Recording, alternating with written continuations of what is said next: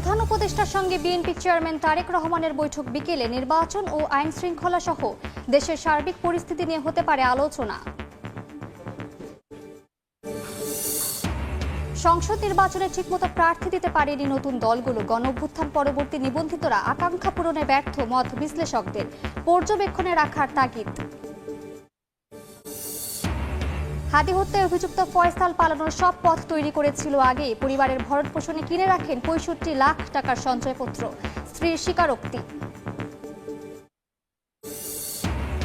বাংলাদেশ সহ ৭৫টি দেশের অভিবাসী ভিসা প্রক্রিয়া স্থগিতের সিদ্ধান্ত যুক্তরাষ্ট্রের। ২১ জানুয়ারি কার্যকর সরকারি সুবিধার উপর নির্ভরশীলতা ঠেকাতে পদক্ষেপ।